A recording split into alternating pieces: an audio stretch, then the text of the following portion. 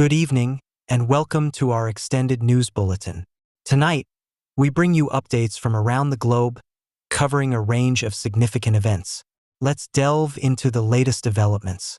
Earthbeat, pulse of the planet.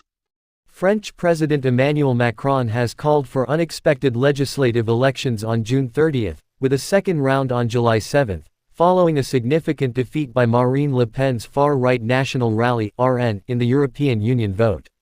This decision is a bold move that puts Macron's political future at stake, given that if RN secures a parliamentary majority, Macron would lose influence over domestic affairs.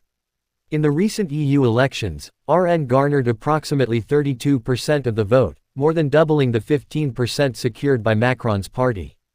The Socialists closely followed Macron's party with 14%. This election result reflects widespread discontent over issues such as immigration, crime, and inflation.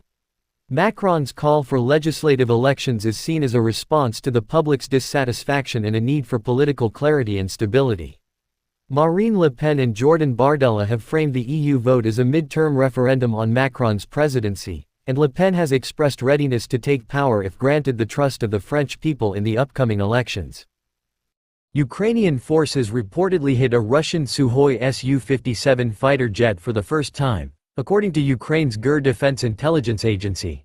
The strike occurred at Aktybinsk airfield, 589 kilometers from the Ukrainian front lines. Satellite images shared by GUR show the jet intact on June 7 and damaged on June 8. A Russian pro-war blogger confirmed the strike, attributing it to a drone attack. This incident marks the potential first combat loss of the Su-57, a fifth-generation jet that faced several development delays. Russian state media and bloggers indirectly acknowledged the strike, emphasizing the need for better aircraft protection. This event highlights the ongoing deep strike capabilities of both sides in the conflict. Ukraine targeted a military airfield near Mozdok in the South Russian region of North Ossetia with drones on Saturday, causing minor damage, according to local authorities. North Ossetia's governor, Sergei Menyailo, reported that the Russian Defense Ministry's air defense forces intercepted the attack, shooting down 3 drones. The strike resulted in minor damage and fires, with no injuries reported. This marks the first time Ukraine has targeted this region, which is over 700 kilometers from the front line. A source in Kyiv confirmed that Ukraine's GUR military intelligence service conducted the operation. Social media footage showed drones flying overhead and drone fragments on the ground. In response, authorities cancelled all mass events in the Mozdoksky district and urged residents not to share images of the drones online. Ukraine frequently targets military and energy facilities in Russia with long-range drone attacks. Danish Prime Minister Mette Frederiksen was attacked in Copenhagen's Old Town on Friday evening, resulting in minor whiplash.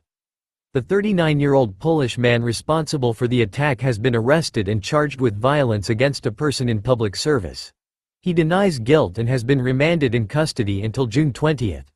Copenhagen police believe the attack was not politically motivated, suspecting the attacker was under the influence of alcohol and drugs. Frederiksen has since thanked supporters for their messages and is taking time to recover with her family. European leaders have condemned the incident, with EU Chief Charles Michel and French President Emmanuel Macron expressing their outrage and wishing Frederiksen a speedy recovery. South Korea has resumed its loudspeaker propaganda campaign against North Korea after Pyongyang sent a new wave of trash-filled balloons across the border. This marks the first time the loudspeakers have been used since a 2018 military agreement aimed at reducing tensions was suspended.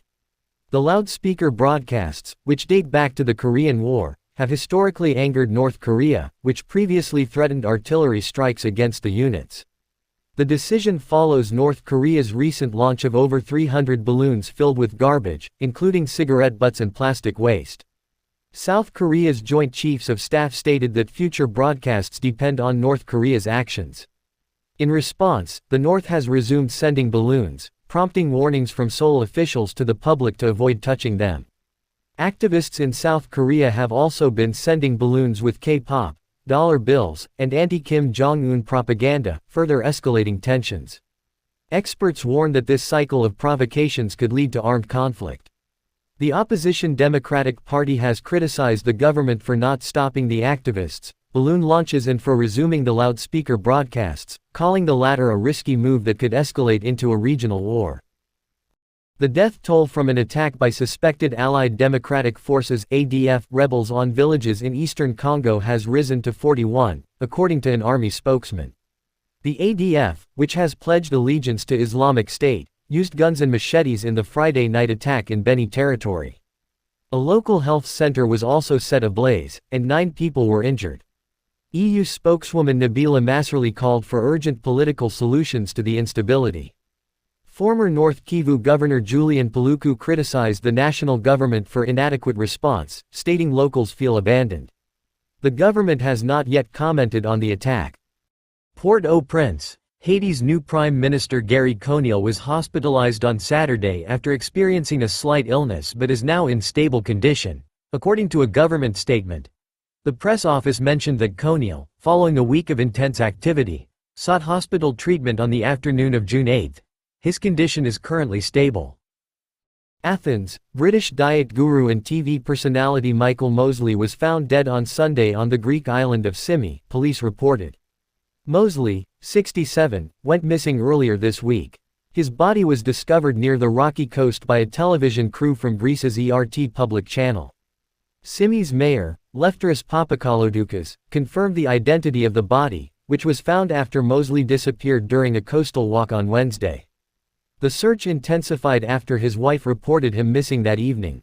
Greece has been experiencing record heat, with temperatures reaching 39.3 degrees Celsius (103 degrees Fahrenheit) on Symi. Mosley, known for his science-based journalism and popular diet books, had been vacationing on the island. That concludes our special report. We will continue to follow these stories as they develop. Thank you for watching. Good night. Subscribe for further updates.